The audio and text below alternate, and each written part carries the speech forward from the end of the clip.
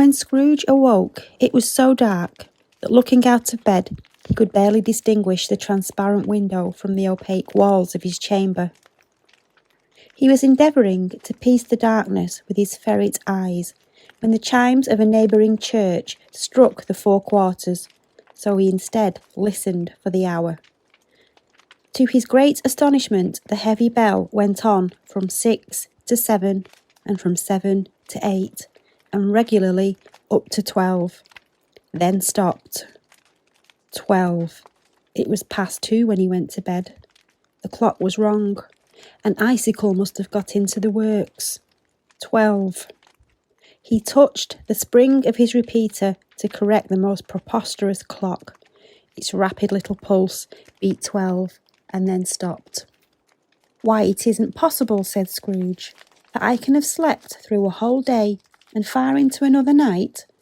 It isn't possible that anything has happened to the sun, and this is 12 at noon." The idea being an alarming one, he scrambled out of bed and groped his way to the window. He was obliged to rub the frost off with the sleeve of his dressing gown before he could see anything, and he could see very little even then. All he could make out was that it was very still, very foggy, and extremely cold, and that there was no noise of people running to and fro and making a great stir, as there unquestionably would have been if night had beaten off bright day and taken possession of the world. This was a great relief, because 3 days after sight of this first of exchange pay to Mr. Ebenezer Scrooge, or his order, and so forth, would have become a mere United States security if there were no days to count by. Scrooge went to bed again, and thought and thought and thought it over and over and over, and he could make nothing of it. The more he thought, the more perplexed he was, and the more he endeavoured not to think, the more he thought. Marley's ghost bothered him exceedingly. Every time he resolved within himself, after mature inquiry, that it was all a dream, his mind flew back again like a strong spring released to its first position. Scrooge lay in this state until the chime had gone 3 quarters. Then he remembered, all of a sudden, that the ghost had warned him of a visitation when the bell tolled 1. He resolved to lie awake until the hour had passed, and considering that he was no more to go to sleep than to go to heaven, this was perhaps the wisest solution in his power. The quarter was so long that he was more than once convinced he must have sunk into a doze unconsciously and missed the clock. At length it broke upon his listening ear. "A quarter past," Scrooge said, counting. "Half past," said Scrooge. "A quarter to," said Scrooge. "The hour itself," said Scrooge triumphantly, "and nothing else." He spoke before the hour bell sounded, which it now did with a deep, dull, hollow, melancholy.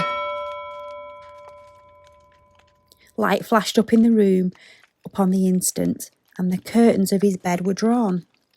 The curtains of his bed were drawn aside by a hand.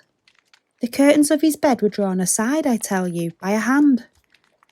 Not the curtains at his feet, nor the curtains at his back, but those to which his face was addressed.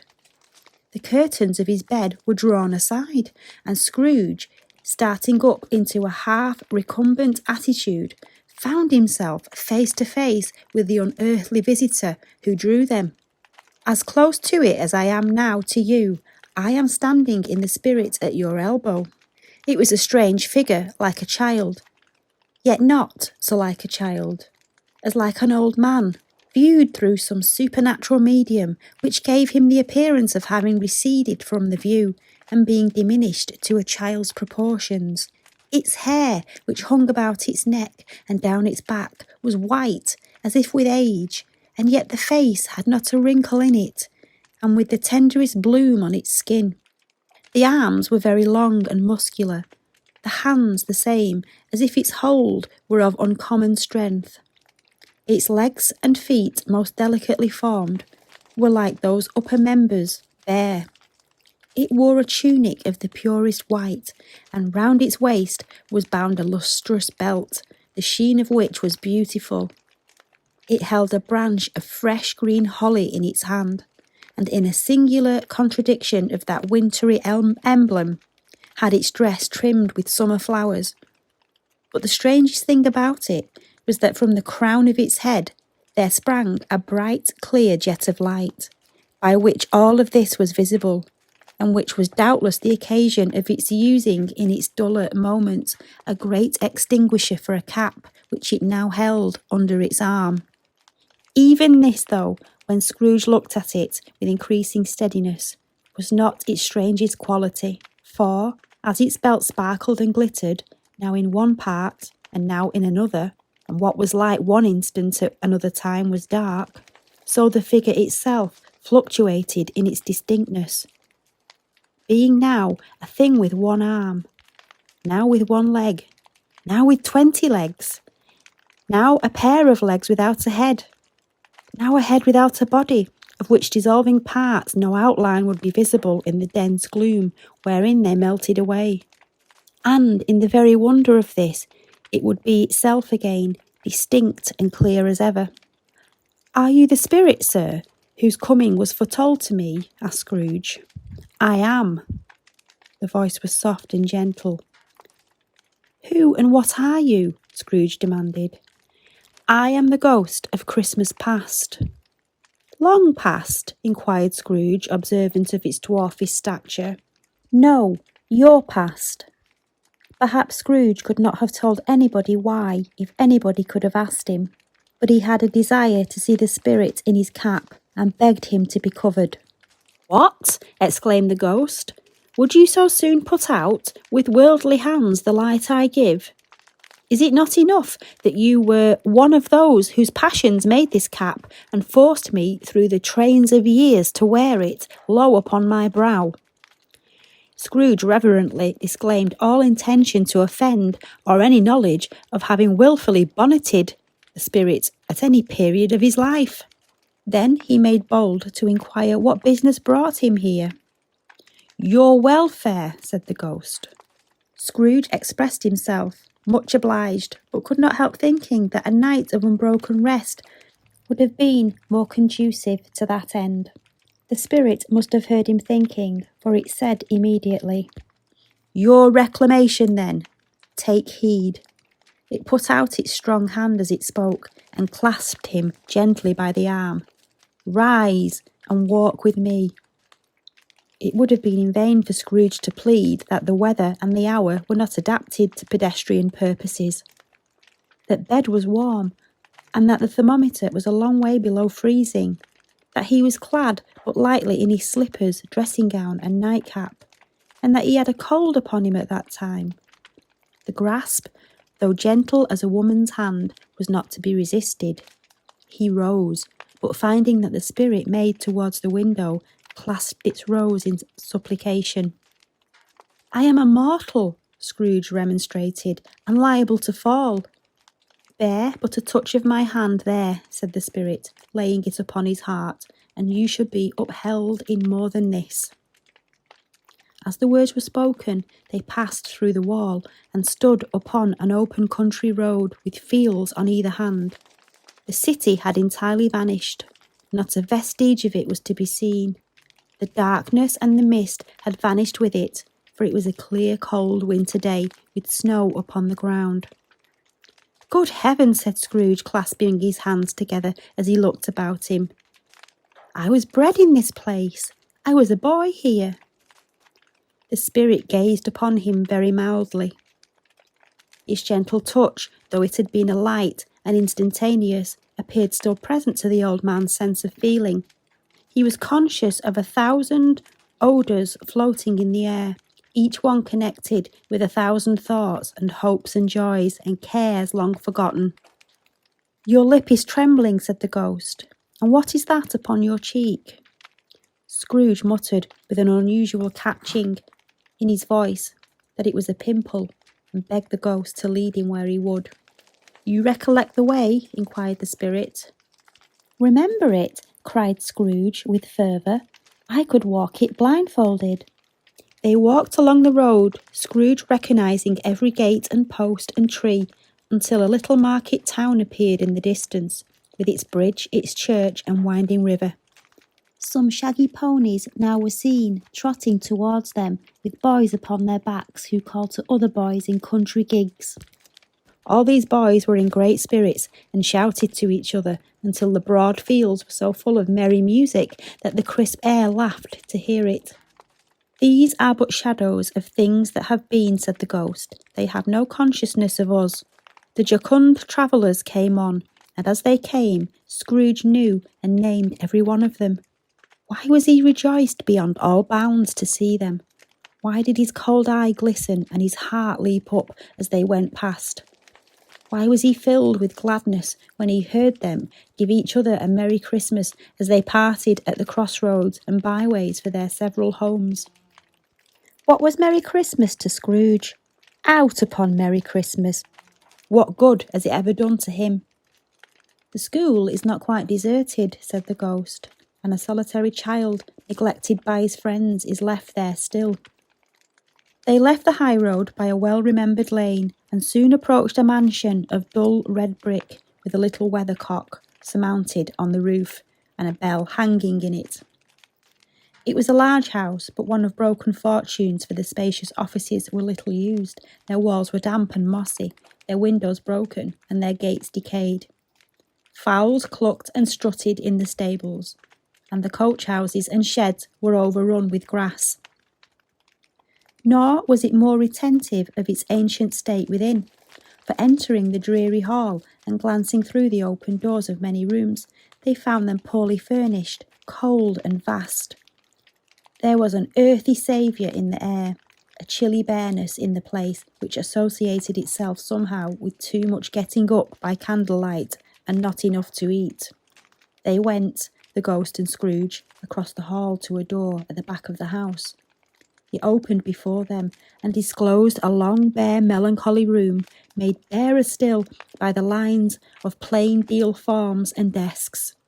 At one of these a lonely boy was reading near a feeble fire, and Scrooge sat down upon a form and wept to see his poor forgotten self as he used to be.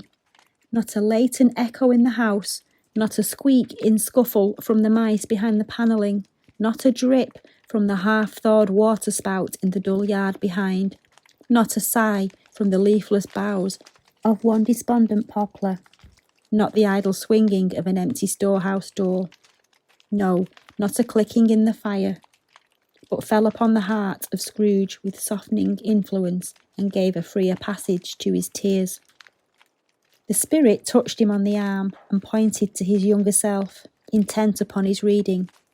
Suddenly, a man in foreign garments, wonderfully real and distinct to look at, stood outside the window with an axe stuck in his belt, and leading by the bridle an ass laden with wood. "Why, it's Ali Baba!" Scrooge exclaimed in ecstasy. "It's dear old honest Ali Baba! Yes, yes, I know. One Christmas time, when yonder solitary child was left here all alone, he did come for the first time, just like that. Poor boy." "And Valentine," said Scrooge, "and his wild brother Orson. There they go. And what's his name, who was put down in his drawers asleep at the gate of Damascus? Don't you see him? And the Sultan's groom turned upside down by the genie. There he is upon his head. Serve him right. I am glad of it. What business had he to be married to a princess?" To hear Scrooge expending all the earnestness of his nature on such subjects in a most extraordinary voice between laughing and crying, and to see his heightened and excited face, would have been a surprise to his business friends in the city. "There's the parrot!" cried Scrooge. "Green body and yellow tail, with a thing like a lettuce growing out of the top of its head. There it is. Poor Robin Crusoe, he called him. And when he came home again after sailing round the island, poor Robin Crusoe. Where have you been, Robin Crusoe?" The man thought he was dreaming, but he wasn't. It was the parrot, you know. There goes Friday running for his life to the little creek.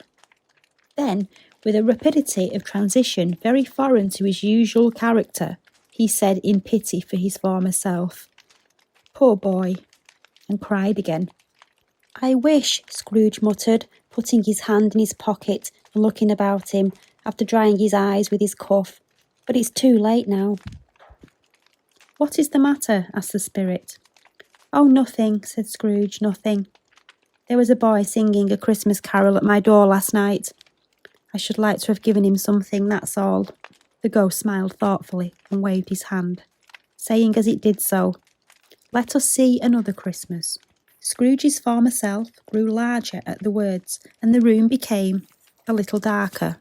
The panels shrunk, the windows cracked, fragments of plaster fell out of the ceiling, and the naked laths were shown instead. But how all this was brought about, Scrooge knew no more than you do. He only knew that it was quite correct, that everything had happened so, that there he was alone again when all the other boys had gone home for the jolly holidays. He was not reading now, but walking up and down despairingly. Scrooge looked at the ghost, and with a mournful shaking of his head, glanced anxiously towards the door. It opened, and a little girl, much younger than the boy, came darting in, and putting her arms about his neck, and often kissing him, addressed him as a dear, dear brother. I have come to bring you home, dear brother, said the child, clapping her tiny hands and bending down to laugh. To bring you home, home, home. Home, little Fan, returned the boy. Yes, said the child. Home for good and all. Home for ever and ever. Father is so much kinder than he used to be, that home's like heaven. He spoke so gently to me the other night, when I was going to bed, that I was not afraid to ask him once if he might come home, and he said yes, you should, and sent me in a coach to bring you. And you're to be a man, said the child, opening her eyes, and never to come back here, but first we're to be together all the Christmas long and have the merriest time in all the world. You're quite a woman, little Fran, exclaimed the boy.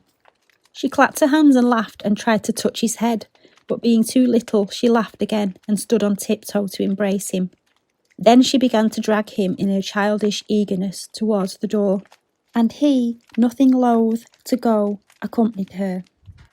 A terrible voice in the hall cried, Bring down Master Scrooge's box here, and in the hall appeared the schoolmaster himself, who glared on Master Scrooge with the ferocious condescension and threw him into a dreadful state of mind by shaking hands with him. He then conveyed him and his sister into the veriest old well of a shivering best parlour that ever was seen. There were maps upon the wall, and the celestial and terrestrial globes in the windows were waxy with cold. Here he produced a decanter of curiously light wine and a block of curiously heavy cake, and administered instalments of those dainties to the young people, at the same time sending out a meagre servant to offer a glass of something to a postboy, who answered that he thanked the gentleman, but if it was the same tap as he had tasted before, he had rather not. Master Scrooge's trunk being by this time tied on top of the chaise, the children bade the schoolmaster good-bye, and getting into it, drove gaily down the garden, the quick wheels dashing the hoar-frost and snow from off the dark leaves of the evergreens like spray. Always a delicate creature whom a breath might have withered, said the ghost, but she had a large heart. So she had, cried Scrooge. You're right. I will not gainsay it, spirit, God forbid. She died a woman, said the ghost, and had, as I think, children. One child, Scrooge returned. True, said the ghost, your nephew. Scrooge seemed uneasy in his mind, and answered briefly, yes. Although they had but that moment left the school behind them, they were now in the busy thoroughfares of a city, where shadowy passengers passed and repassed, where shadowy carts and coaches battled for the way, and all the strife and tumult of a real city were. It was made plain enough by the dressing of the shops that here too it was Christmas time again, but it was evening, and the streets were lit up. The ghost stopped at a certain warehouse door and asked Scrooge if he knew it. Know it, said Scrooge. Was I apprenticed here? They went in, a sight of an old gentleman in a Welsh wig sitting behind such a high desk that if he had been 2 inches taller he might have just knocked his head against the ceiling. Scrooge cried in great excitement. Why, it's old Fezziwig! Bless his heart! It's Fezziwig, alive again! Old Fezziwig laid down his pen and looked up at the clock, which pointed to the hour of 7. He rubbed his hands, adjusted his capacious waistcoat, laughed all over himself from his shoes to his organ of benevolence, and called out in a comfortable, oily, rich, fat, jovial voice, "Yo-ho there! Ebenezer! Dick!" Scrooge's former self, now a grown young man, came briskly in, accompanied by his fellow apprentice. "Dick Wilkins, to be sure," said Scrooge to the ghost. "Bless me, yes, there he is. He was very much attached to me, was Dick. Poor Dick. Oh dear, dear." "Yo-ho, my boys," said Fezziwig. "No more work tonight. It's Christmas Eve, Dick." "Christmas, Ebenezer. Let's have the shutters up," cried old Fezziwig with a sharp clap of his hands, "before a man can say Jack Robinson." You wouldn't believe how those two fellas went at it. They charged into the street with the shutters, 1, 2, 3, had 'em up in their places, 4, 5, 6, bared 'em and pinned 'em, 7, 8, 9, and came back before you could have got to 12, panting like racehorses. "Hilly-ho!" cried old Fezziwig, leaping down from the high desk with wonderful agility. "Clear away, my lads, and let's have lots of room here. Hilly-ho, Dick! Cheer up, Ebenezer!" Clear away! There was nothing they wouldn't have cleared away, or couldn't have cleared away with old Fezziwig looking on. It was done within a minute.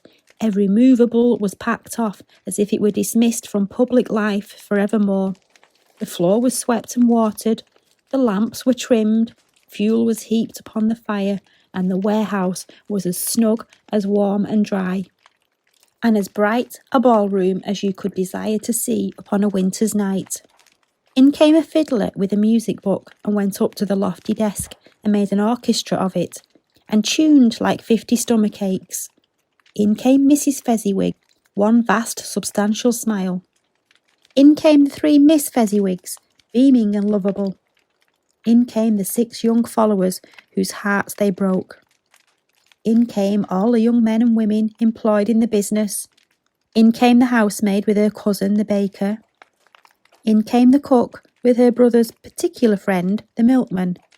In came the boy from over the way who was suspected of not having board enough from his master, trying to hide himself behind the girl from next door but one, who was proved to have had her ears pulled by her mistress.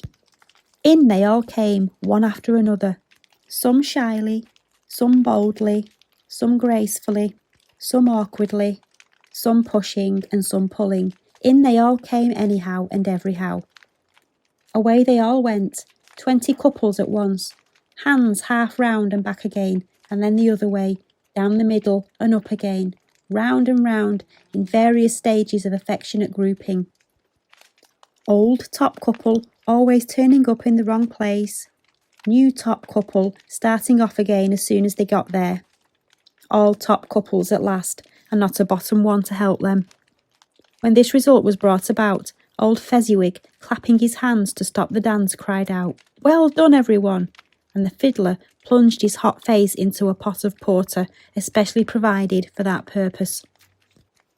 But scorning rest upon his reappearance, he instantly began again, though there were no dancers yet, as if the other fiddler had been carried home exhausted on a shutter, and he were a brand new man resolved to beat him out of sight or perish. There were more dances, and there were more forfeits, and more dances, and then there was cake, and then there was a great piece of cold roast, and there was a great piece of cold boiled, and there was mince pies and plenty of beer. But the great effect of the evening came after the roast and the boiled, when the fiddler, an artful dog mind, the sort of man who knew his business better than you or I could have told it to him, struck up.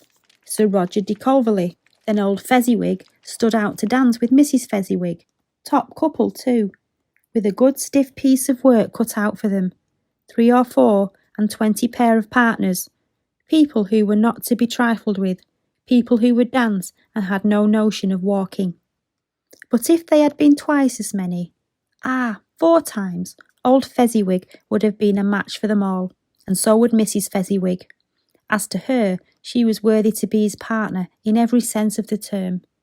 If that's not high praise, tell me higher, and I'll use it. A positive light appeared to issue from Fezziwig's calves. They shone in every part of the dance like moons. You couldn't have predicted, at any given time, what would become of them next.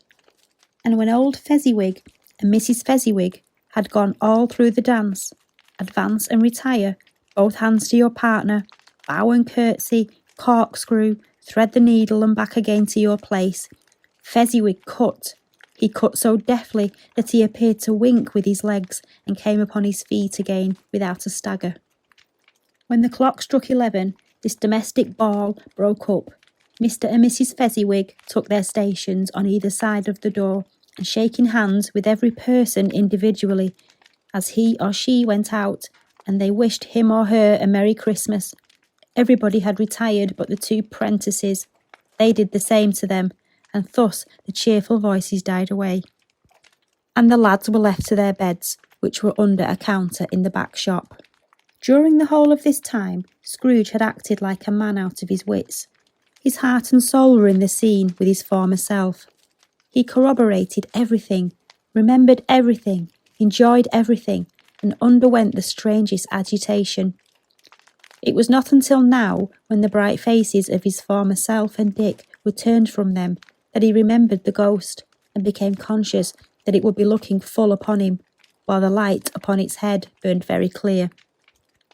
"A small matter," said the ghost, "to make these silly folks so full of gratitude." "Small," echoed Scrooge. The spirit signed to him to listen to the two apprentices, who were pouring out their hearts in praise of Fezziwig, and when he had done so, said, "Why, is it not he had spent but a few pounds of your mortal money, 3 or 4 perhaps? Is that so much that he deserves this praise?" "It isn't that," said Scrooge, heated by the remark, and speaking unconsciously, like his former, not his latter self. "It isn't that, spirit. He has the power to render us happy or unhappy, to make our service light or burdensome, a pleasure or a toil. Say that his power lies in words and looks, in things so slight and insignificant that it is impossible to add and count them up. What then? This happiness he gives is quite as great as if it had cost a fortune." He felt the spirit's glance and stopped. "What is the matter?" asked the ghost. "Nothing particular," said Scrooge. "There's something, I think," the ghost insisted. "No," said Scrooge, "no. I should like to be able to say a word or two to my clerk just now, that's all." His former self turned down the lamps as he gave utterance to the wish, and Scrooge and the ghost again stood side by side in the open air. "My time grows short," observed the spirit. "Quick!" This was not addressed to Scrooge, or to any one whom he could see, but it produced an immediate effect, for again Scrooge saw himself. He was older now, a man in the prime of his life. His face had not the harsh and rigid lines of the later years, but it had begun to wear. There was an eager, greedy, restless motion in the eye which showed the passion that had taken root, and where the shadow of the growing tree would fall. He was not alone, but sat by the side of a fair young girl in a mourning dress, in whose eyes were the tears which sparkled in the light that shone out of the ghost of Christmas past. "It matters little," she said softly. "To you, very little. Another idol has displaced me, and if it can cheer and comfort you in time to come, as I would have tried to do, I have no just cause to grieve." "What idol has displaced you?" he rejoined. "A golden one. This is the even-handed dealing of the world," he said. "There is nothing on which it is so hard as poverty, and there is nothing it professes to condemn with such severity as the pursuit of wealth." "You fear the world too much," she answered gently. "All your other hopes have merged into the hope of being beyond the chance of its sordid reproach. I have seen your nobler aspirations fall off one by one until the master passion, gain, engrosses you, have I not?" "What then?" he retorted. "Even if I have grown so much wiser, what then? I am not changed towards you." She shook her head. "Am I? Our contract is an old one. It was made when we were both poor and content to be so, until in good season we could improve our worldly fortune by our patient industry. You are changed. When it was made, you were another man." "I was a boy," he said impatiently. Your own feeling tells you that you were not what you are, she returned. I am that which promised happiness when we were one in heart is fraught with misery now that we are two. How often and how keenly have I thought of this, I will not say. It is enough that I have thought of it and can release you. Have I ever sought release? In words? No, never. In what then? In a changed nature, in an altered spirit, in another atmosphere of life, another hope as its great end. In everything that made my love of any worth or value in your sight. If this had never been between us, said the girl, looking mildly but with steadiness upon him, tell me, would you seek me out and try to win me now? No. He seemed to yield to the justice of this supposition in spite of himself, but he said with a struggle, You think not? I would gladly think otherwise if I could, she answered. Heaven knows, when have I learned a truth like this? I know how strong and irresistible it must be. But if you were free today, tomorrow, yesterday, can I even believe that you would choose a dowerless girl? You, who in your very confidence with her, weigh everything by gain, or choosing her, if for a moment you were false enough to your one guiding principle to do so, do I not know that your repentance and regret would surely follow? I do, and I release you, with a full heart for the love of him you once were. He was about to speak, but with her head turned from him, she resumed. You may, the memory of what is past half makes me hope you will have pain in this. A very, very brief time, and you will dismiss the recollection of it gladly as an unprofitable dream from which it happened, well that you awoke. May you be happy in the life you have chosen. She left him, and they parted. Spirit, said Scrooge, show me no more. Take me home. Why do you delight to torture me? One shadow more, exclaimed the ghost. No more, cried Scrooge. No more. I don't wish to see it. Please, show me no more. But the relentless ghost pinioned him in both his arms and forced him to observe what happened next. They were in another scene and place, a room not very large or handsome, but full of comfort. Near to the winter fire sat a beautiful young girl, so like that last that Scrooge believed it was the same until he saw her, now a comely matron, sitting opposite her daughter. The noise in this room was perfectly tumultuous, for there were more children there than Scrooge in his agitated state of mind could count. And unlike the celebrated herd in the poem, they were not 40 children conducting themselves like one, but every child was conducting itself like 40. The consequences were uproarious beyond belief, and no one seemed to care. On the contrary, the mother and daughter laughed heartily and enjoyed it so much, and the latter, soon beginning to mingle in the sports, got pillaged by the young brigands most ruthlessly. What would I not have given to be one of them, though I never could have been so rude? Oh no, I wouldn't for the wealth of all the world have crushed that braided hair and tore it down, and for the precious little shoe, I wouldn't have plucked it off, God bless my soul, to save my life. As to measuring her waist in sport as they did, bold young brood, I couldn't have done it. I should have expected my arm to have grown round it for a punishment, and never come straight again. And yet I should have dearly liked, I own, to have touched her lips, to have questioned her, that she might have opened them, to have looked upon the lashes of her downcast eyes, and never raised a blush, to have let those loose waves of hair, an inch of which would be a keepsake beyond price. In short, I would have liked, I do confess, to have had the lightest licence of a child, and yet to have been man enough to know its value. But now a knocking at the door was heard, and such a rush immediately ensued that she, with the laughing face and plundered dress, was borne towards it, the centre of a flushed and boisterous group. Just in time to greet the father, who came home attended by a man laden with Christmas toys and presents. Then the shouting and struggling and the onslaught that was made on the defenceless porter. The scaling him with chairs for ladders to dive into his pockets, despoil him of his brown paper parcels, hold on tight by his cravat, hug him round his neck, pummel his back and kick his legs in irrepressible affection. The shouts of wonder and delight with which the development of every package was received. The terrible announcement that the baby had been taken in the act of putting a doll's frying pan into his mouth, and was more than suspected of having swallowed a fictitious turkey glued on a wooden platter. The immense relief of finding this a false alarm. The joy and gratitude and ecstasy, they were all indescribable alike. It is enough that by degrees the children and their emotions got out of the parlour, and, by one stair at a time, up to the top of the house, where they all went to bed, and so subsided.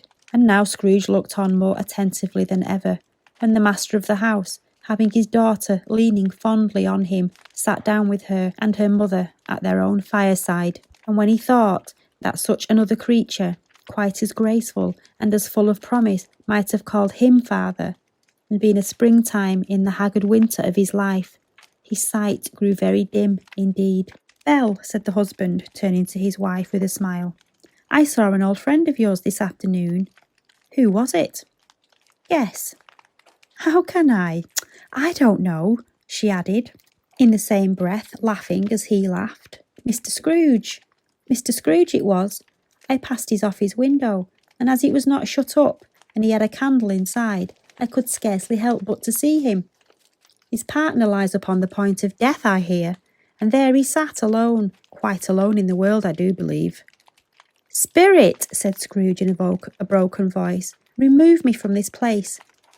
"I told you these were shadows of the things that have been," said the ghost. "They are what they are. Do not blame me." "Remove me!" Scrooge exclaimed. "I cannot bear it." He turned upon the ghost, and seeing that it looked upon him with a face in which some strange way there were fragments of all the faces it had shown him, wrestled with it.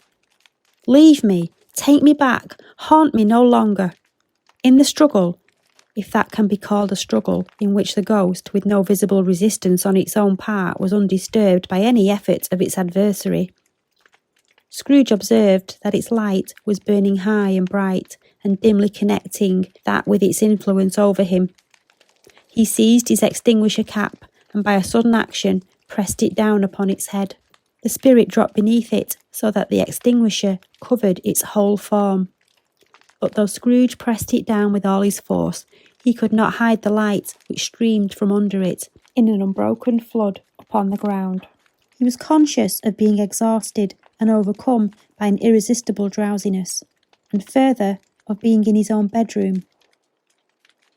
He gave the cap a parting squeeze, in which his hand relaxed, and had barely time to reel to bed before he sank into a heavy sleep.